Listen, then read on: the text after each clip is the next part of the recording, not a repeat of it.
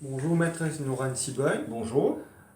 Aujourd'hui, nous vous parlons à propos du deuxième mesure que White Ballot Power est proposé pour le 7 novembre 2019.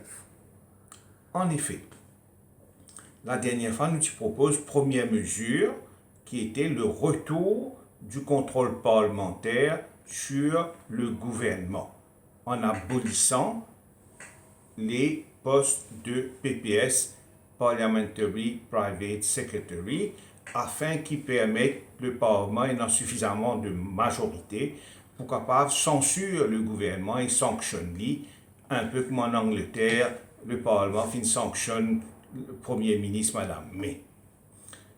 Maintenant, nous venons la deuxième mesure que White Ballot Power peut proposer pour le 7 novembre.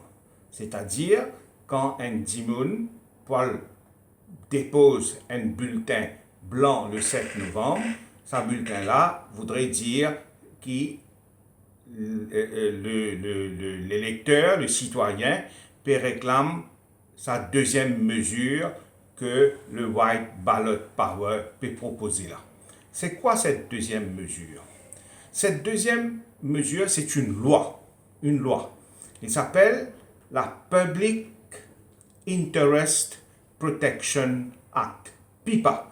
Public Interest Protection Act. C'est quoi cette loi? C'est une loi qui fait pour protéger l'intérêt public des Mauriciens. Mauriciens bien connaît qui, selon la loi, quand il y a une atteinte à nos propriétés, le citoyen lui-même rentre en action devant la cour. Mais le problème vient que lorsque la propriété de l'État, la propriété commune, la propriété du public, la propriété de tout le monde à Maurice, quand ça là est sous menace, comment protéger ça? Qui ça une propriété là, ça? Par exemple, les fonds publics. Il y en a à peu près 140 milliards de roupies de fonds publics qui rentrent dans la caisse du gouvernement qui s'appelle le Consolidated Fund. Il y en a aussi les biens et les équipements de l'État. Il y en a aussi les ressources nationales du pays, les terres de l'État, les pas géométriques. Tout ça, là, comment protéger quand il y a menace les autres? C'est de ça qui ça la loi là causé. Maintenant, c'est l'intérêt général du citoyen de l'île Maurice qu'on protège avec cette loi. Alors, ça la loi vise quoi? La loi là veut faire une offense une offense veut dire une interdiction qui amène avec lui une sentence d'emprisonnement. Alors, on veut créer par la PIPA a breach of public interest offense. On appelle ça le public interest offenses. Pour dire quoi?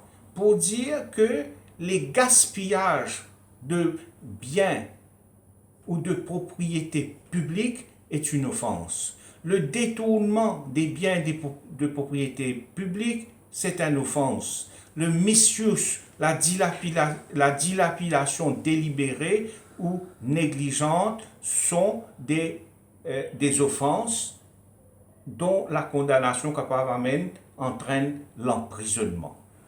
Quand nous pouvons mettre ça dans la loi là, nous avons en tête ban cas spécifique. Okay. Par exemple, pas dans tous les exemples, on peut prendre un ou deux. Qui, quand politicien fait un contrat, je te fais un qualité contrat qui compte l'intérêt de l'île Maurice. Deux exemples. Medpoint. Une clinique qui a été évaluée à 74 millions de roupies a été achetée par l'État à 144. L'affaire Betamax. un contrat de 30 milliards, 20 à 30 milliards de roupies qui concerne transportation pétrole, l'essence pour l'île Maurice. Ah bien, ce contrat pas ne passe pas au procurement. Procurement veut dire que tu es capable de meilleur prix. Et si ça compte à 30 milliards là, pas ne passe pas au procurement pour gagner un meilleur prix pour Maurice. C'est pas un contrat qui ne paye un prix qui n'est pas dans l'intérêt de l'île Maurice. Donc, c'est des contrats qui politiciens font pas dans l'intérêt de l'île Maurice. Nous, ça la loi PIPA la vie, ça a été contrat là, pour comme ça capable de dire qu'il fait un contrat qui compte, qui peut servir l'argent public, mais qui est en violation de l'intérêt public. Deuxième, c'est les travaux publics. Mauricien fin trouver, à l'occasion des Jeux des îles, comment dans le stade Jose 5, pas capable de faire une activité, stade là, pas faire dans ce stade là, pas en état. Et ils ont découvert en même temps qui d'après compte, fin dépense 92 millions de roupies dans ce stade là. Mais qui fait avec ça l'argent là? Quand ça l'argent là, il en lit. Donc les travaux publics, ils viennent comment dire par avant, quand l'argent public a pu disparaître, peut dilapider, peut évaporer. Oui, non, bien sûr, le cas de Terre Rouge Verdun, un travaux public, un chemin qui supposait au départ coûte 1,8 milliard, mais qui à la fin peut coûter 4,5 milliards roupies. Donc 3 à 4 milliards roupies additionnels. Donc, comment possible finir ça bonne affaire là? Bien, guetter si peut y fraude, corruption, tout ça là-dedans. Et puis, il y a aussi une transaction qui n'arrivait dans SBM. SBM finit faire un prêt de 3,5 milliards à une compagnie étrangère et que c'était une garantie insuffisante. SBM finit perdre l'argent et c'est l'argent public. Et puis, on connaît une décision négligente. Et dans le cas, par exemple, dans Air Mauritius, comment licencier Van Diemen de façon illégale, après, plus tard, bien alpé, un dommage conséquent en cours. Et ce dommage-là, payer quoi? Avec l'argent public. Vous vous rappelez que dans l'affaire Betamax, il y a une condamnation dans l'île Maurice pour payer 5 milliards de roupies à une compagnie privée. Parce qu'il fait un contrat. L'idée ça la loi Public Interest Protection Act là, vient dire qu'il y a des gens qui peuvent prendre décision pour l'argent public qui peut servir, mais pas capable prendre une décision à la légère. Comment faire ça? Faire à cause de cette offense là, si un monde prend une mauvaise décision, c'est une offense criminelle, ils vont répondre devant la justice et ils risquent l'emprisonnement. Nous ne sommes pas capables de continuer à aller, qui va dire prendre une décision qui coûte au pays des milliards de roupies et qui ne sont pas gagnés. C'est l'impunité. Mauricien est fatigué avec ça. Donc, ça la loi là, faire à chaque fois qu'il prend une décision qui implique l'argent ou le bien public, ça va une décision là capable poursuivre après si je ne commets une offense contre le Public Interest Protection Act. Deuxième aspect de la loi là, c'est the mandatory disclosure of information. C'est-à-dire que quand on peut prendre une décision, on peut faire chemin Terre Rouge Verdun ou bien des autres travaux, ou bien peut prendre une décision pour l'acheter quelque chose, avion, turbine à gaz ou whatever. Il fallait que tout détail de cette transaction-là available au public, pour que le public connaisse. Le mandatory disclosure of information, pour que le public qui peut payer pour cette transaction-là connaisse. Oh, les politiciens développent une pratique, ça m'appelle qu'aucun du monde qui va utiliser ça. Je vais le mettre dans un contrat, et notamment dans ça dans le contrat Betamax pour l'essence, une clause de confidentialité. quand le Parlement pose question, vous ne connaissez pas qui est dans le contrat là. Là, répondent, nous, politiciens répondent, non, pas capable de nous information, parce qu'il y a une clause de confidentialité dans le contrat là. Le public qui peut payer cela l'argent. Et le politicien qui supposé peut travailler pour le public, il est payé par le public, il vient dire non, pas un droit qu'on est. Il est pareil, comment dire, on emploie un monde pour faire construction de la case, on donne lui ou l'argent pour acheter des matériaux pour les construire. Quand on pose les questions, comment il servit l'argent, il dit oh, pas un droit qu'on est, ça y est, des affaires confidentielles entre moi et des gens qui vendent matériaux là. Mais c'est ridicule, c'est illogique. Et pourtant, dans le domaine public à Maurice, c'est ça qui se pratique, qui n'arrivait d'un contrat Betamax. Personne mauricien n'a pas supposé connaître parce qu'ils ont mis une clause. Mais ils ont interdit aux politiciens de mettre clause confidentielle dans le contrat. Clause confidentielle, il y a un peu, ça miraille qui dit vous mettez, qui protège voleur. Voleur a un cassette avec miraille pour capable coquin.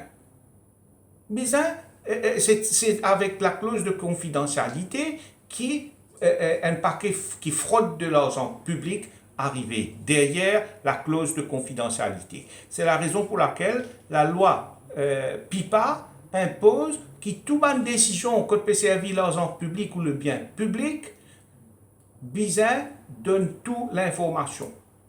Comme ça même fin arrivé qui aujourd'hui avec tout ça centaines de kilomètres de plages publiques là, de plages géométriques, nous avons 25 à 30 plages qui sont disponibles au public. Mêmes affaires pour les terres de l'État. De nous dire quand le propriété de l'État ou bien l'argent de l'État impliqué, besoin d'un mandatory disclosure of information pour protéger la terre, pour protéger l'argent public. Mais aussi, comme on connaît maintenant, l'île Maurice peut vendre son passeport. À qui peut vendre ce passeport-là? Combien d'argent?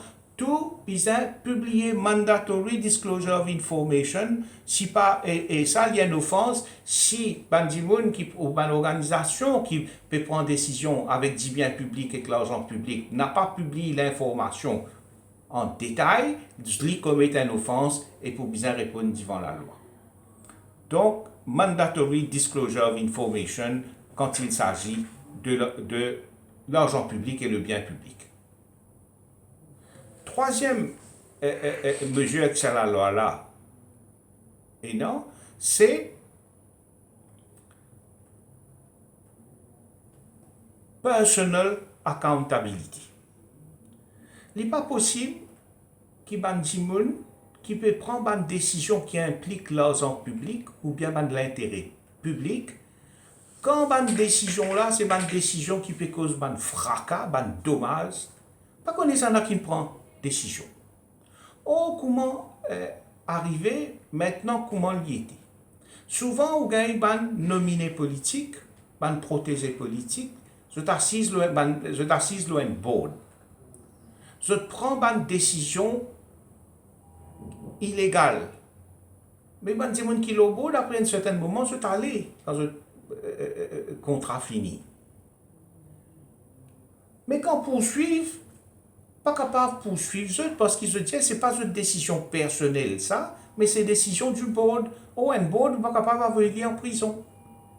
Alors qui pratique et non dans le secteur public qui peut permettre la fraude par un décideur.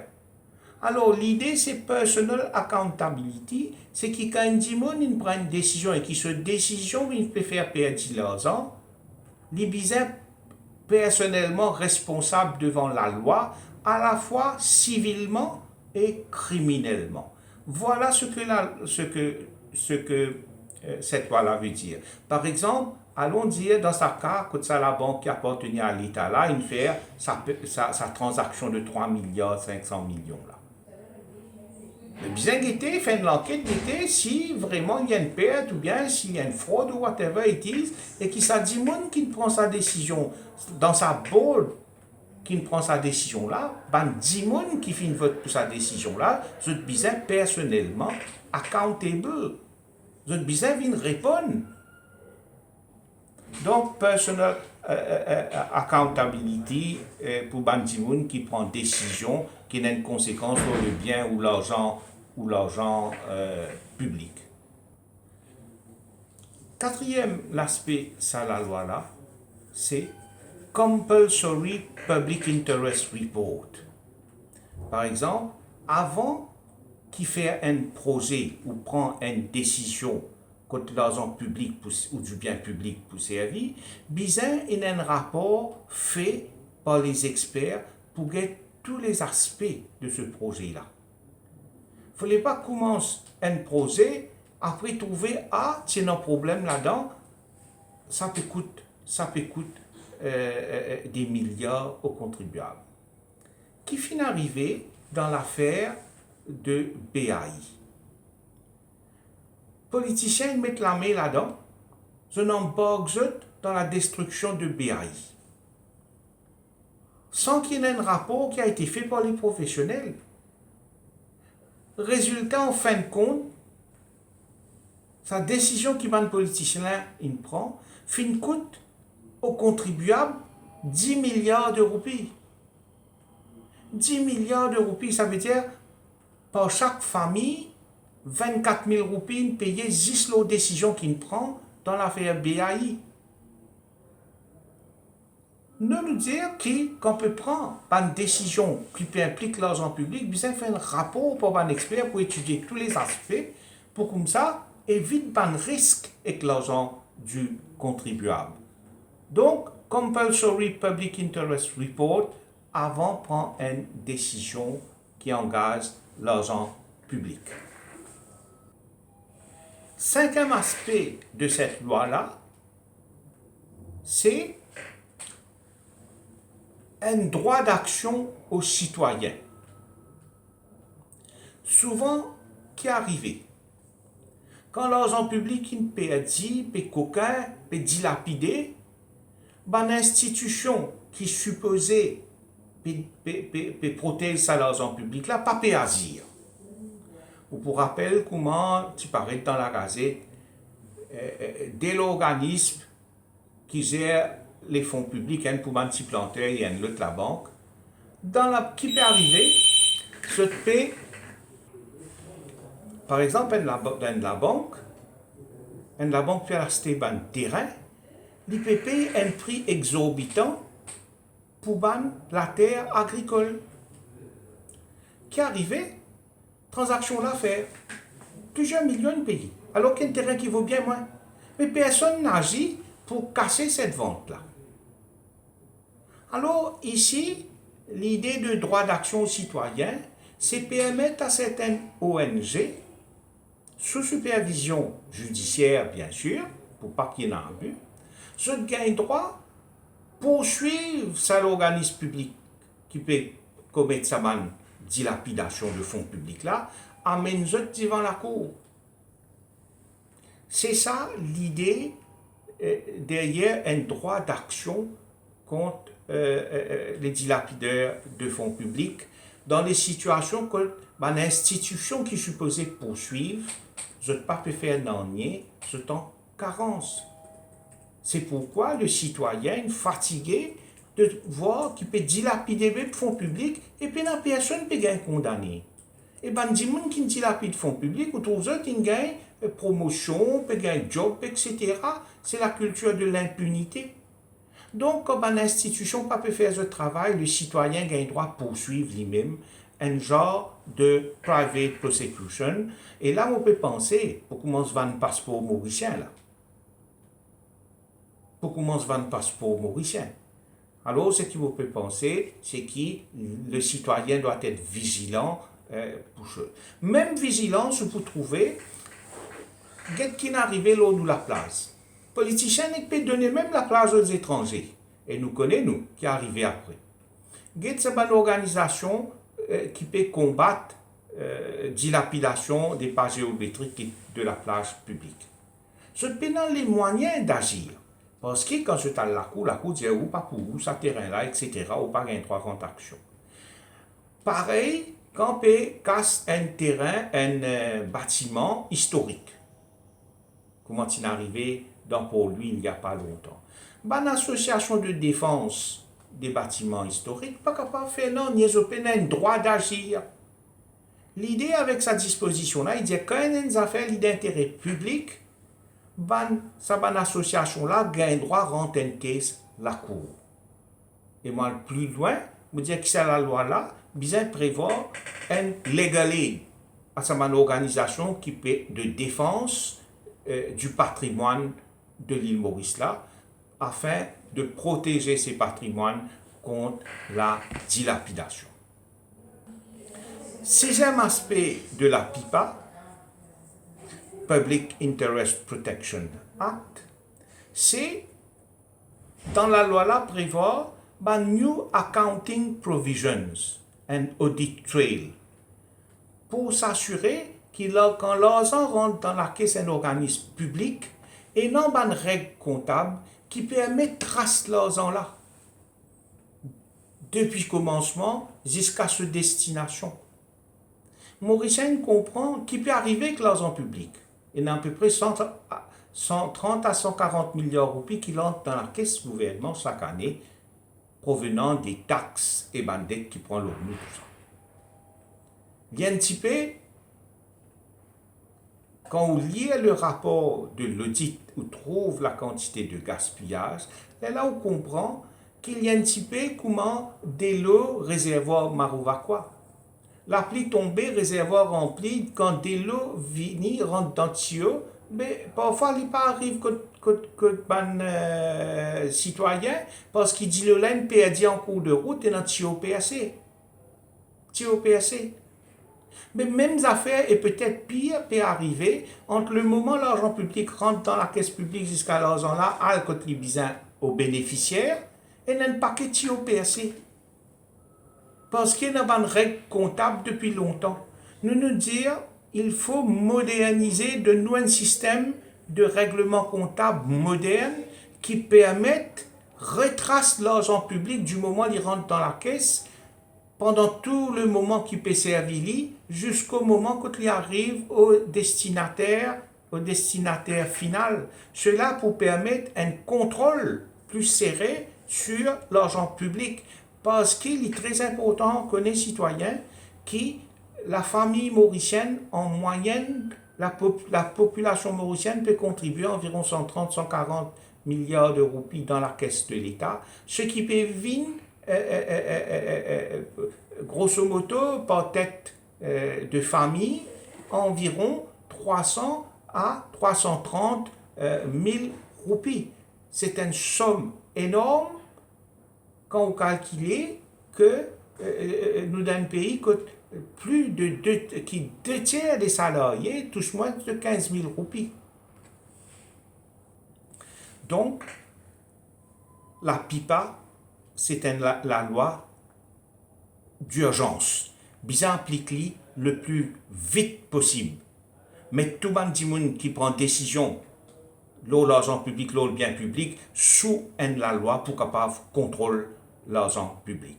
Ce qui veut dire que le 7 novembre, quand le citoyen dépose son bulletin blanc dans les urnes, ce bulletin blanc-là, plus tard, quand pour compter, veut dire que le citoyen réclame de l'État qui passe d'urgence sa Public Interest Protection Act. Là, voilà la signification quand on peut mettre le bulletin blanc qui le White Ballot Power peut proposer. Voilà la signification politique de bulletin blanc.